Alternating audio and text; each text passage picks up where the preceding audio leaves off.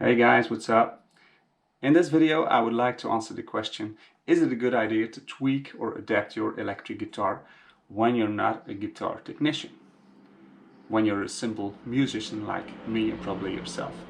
And I think the answer is yes, because there's not many mistakes that you can't repair or that are irreversible. And there's got to be a first for everything, right? So I did this little project. I had a Strat, a Mexican Strat that I bought 2 years ago. And for 200 euros, second hand, I think it sounds remarkably good. But there were a few things that bugged me right from the start. And the first thing, so I made some adaptations, because this project is already done when I record this, that I'd like to show you. The first thing is that the pickups, they pick up, of course, but they pick up a lot of noise and interference from computers, light bulbs and stuff like that. So I wanted to shield the guitar on the top and the back. Second, the volume knob had a lot of crackling noise in it, so it needs replacing. It needed replacing, and so did the tone knobs, so I replaced those pot meters on the inside.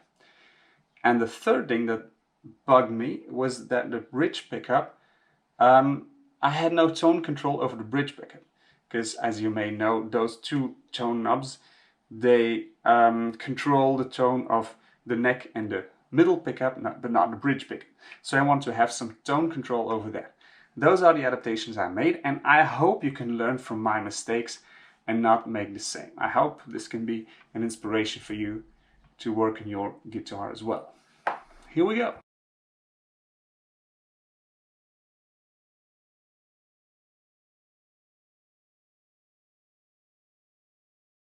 Deze, de bridge pickup en de middelste pickup, zijn het ergst. Dus dit soort interferentie zou ik eigenlijk willen kwijtgeraken. En ik hoop dat te doen met de Strat zelf te shielden. En ik hoop dan, als er alleen nog maar van echt de voorkant interferentie komt, dan kan ik eigenlijk nog wel iets mee doen. Maar zoals het nu is het wel verschrikkelijk natuurlijk. Voilà, dus dit is de situatie voor. En we zullen eens kijken als we de Strat opengooien wat de situatie daarna is. En de volumeknop moet natuurlijk ook vervangen worden. So we'll start by taking the strings off, which is easy of course, except when you're making a video, because then it turns out to be an ordeal. First lesson we learn is cut off your strings close to the head, because then you have a large piece of string to push through your guitar and not these little bits you have to pick out manually. It's always a good idea to keep your screws and little stuff in a single container. Now, next thing we're going to do is we'll screw off the pick guard, and after unscrewing it, you'll notice that it's still connected to the guitar with a few wires. One of these wires goes straight through the guitar to the backside, and you'll have to solder it loose at the backside itself, as you can see.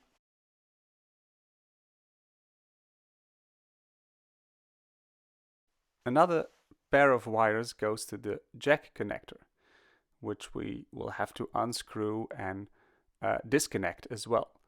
But first, I noticed that the tremolo is still on the guitar, so it's a bit in the way. I'll have to remove it first. Can't imagine why I haven't taken it off already.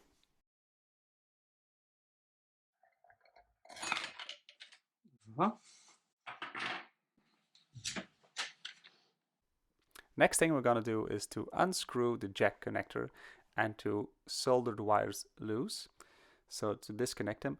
But remember, when disconnecting wires, to always have something written or something recorded so that you can recall later how the situation was. So now I can notice that the white wire is closest to the connector plate that is screwed into the guitar, and the black wire is more on the underside. On this image you could see the white wire is more on the left and the black wire is more on the right. So make sure you photograph or record or write down the situation before the wiring before you make any changes. So even though I only disconnected 3 wires, I made sure I checked how they were connected before.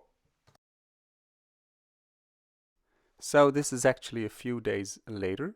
My copper foil tape has arrived. It's 5 centimeters wide and it has conductive glue, which is important because when you have overlapping pieces of copper foil, that they will that they will make contact with each other. So I'm going to cover all the cavities on the inside of this guitar and we'll see how that goes.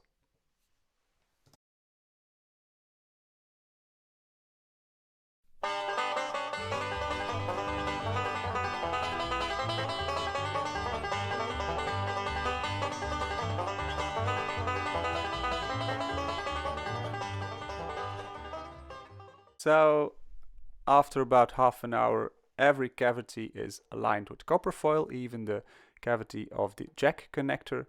I also unscrewed all the electronics from the pickguard, and now I'm going to put it on the guitar to see if there's any copper coming from underneath. And it appears not to be the case, so we can proceed to the next step, and that's to cover the pickguard itself with copper foil.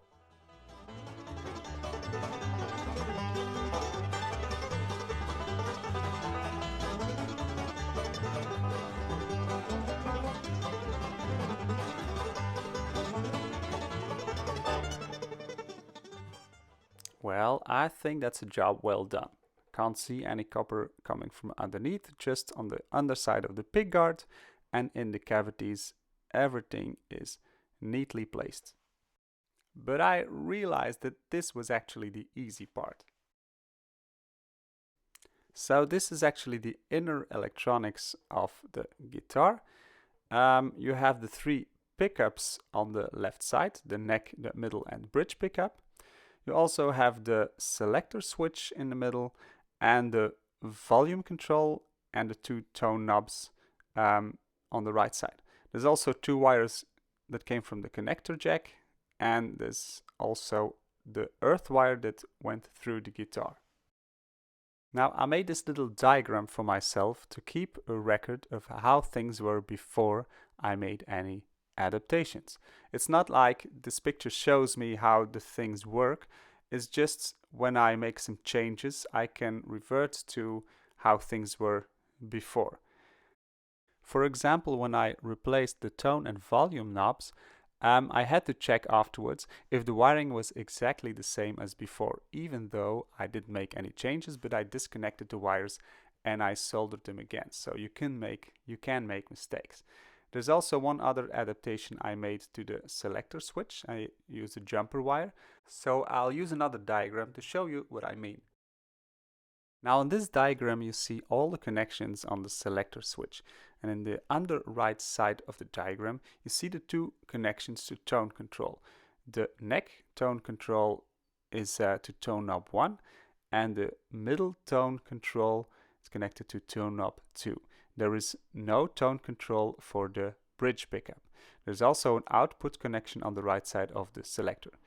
On the left side you have the 3 pickups, neck, middle and bridge.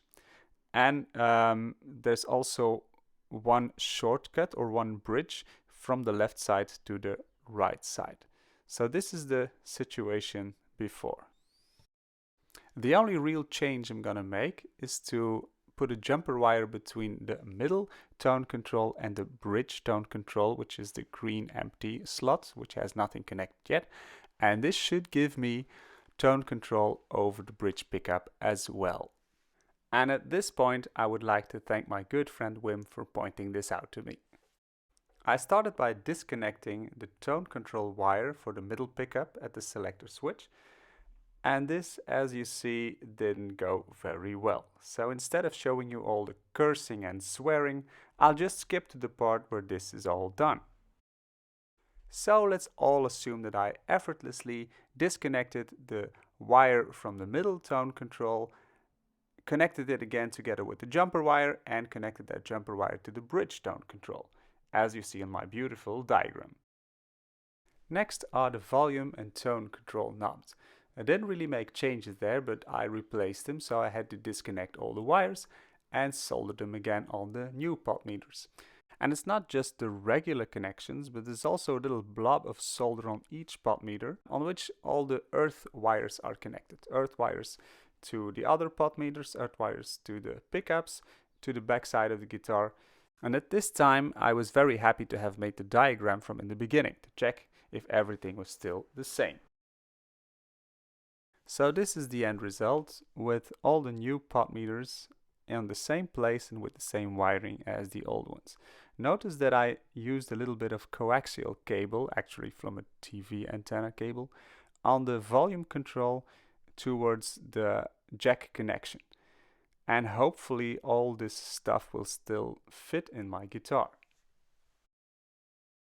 So all this stuff has to be screwed into the pickguard again, which is now shielded.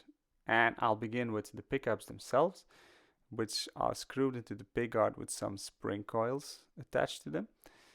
And at this point, I regret not having checked the height of the pickups above the pickguard, so the volume output may not be the same as before. And as you can see, nothing is ever easy, so even this small job took me longer than expected. But I got everything in place again in the end.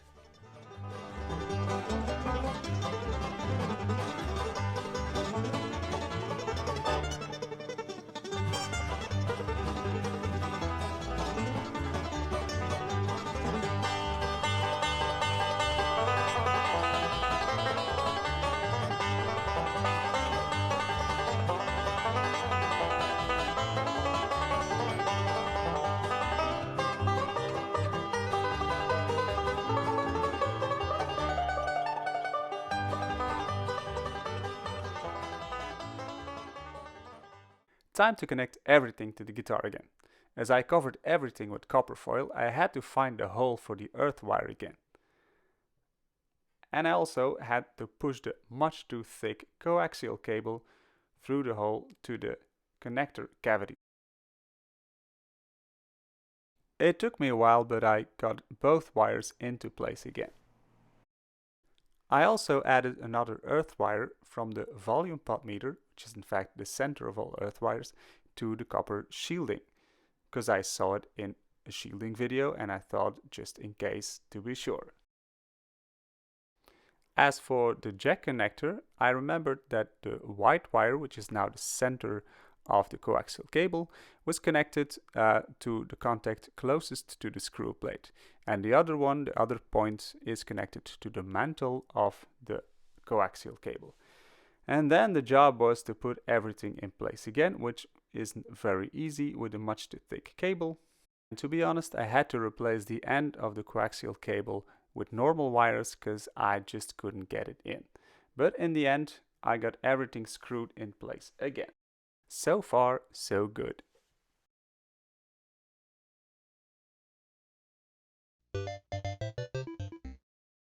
In a state of euphoria, I put the strings back on, I connected everything, I tested my guitar, and zilch, nada, nothing, no signal. I checked the wires on the connector cavity again, and everything seemed to be wired right, and now I regretted having put the strings back on because this wasn't necessary for testing, and I had to take them back off. I found the problem. When I put the jack into my guitar, there was no signal, and I also noticed that I had to push very hard to get the jack all the way through. So what happened is the cavity of the jack connector is so narrow, so well measured, that the tip of the jack has very, very little extra room. And when you coat it with copper foil or something else, the tip of the jack has to make contact with it. So if the tip of the jack, which carries the signal, makes contact with the shielding, in other words the earth, it's a short circuit, and obviously there's no signal. So what I did was I made the cavity a little bit bigger by using a drill to make a little bit more room for the jack. And then I shielded it again with copper foil.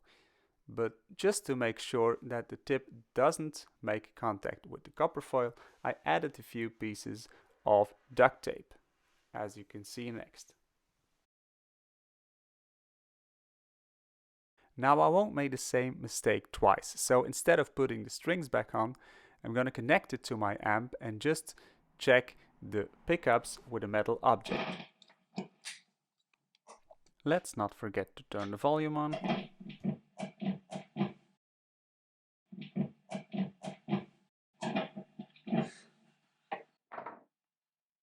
When I screwed the connector plate back into place, there was no signal again. Oh, happy days. So I added some extra duct tape and I tested again.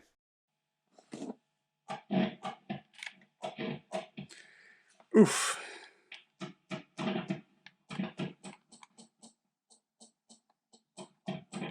Houston, we have liftoff. Let's put the strings back on. So, what is the result of all this hard work? Well, I have less interference on my guitar. It's now on the bridge pickup. And I don't know if it's audible on the recording, but there's some interference left. However, in comparison to the volume, it's a lot less than before. I still have interference on the bridge and middle pickup, and even on the neck pickup, not in the stages in between. Secondly, I had to replace these volume and tone knobs, the potmeters inside, and the result is that there's no more crackling noise, so that's good. And last but not least, I now have tone control over my bridge pickup, which I didn't have before. I hope you can hear this. That is with all the treble still on, so I can reduce this treble.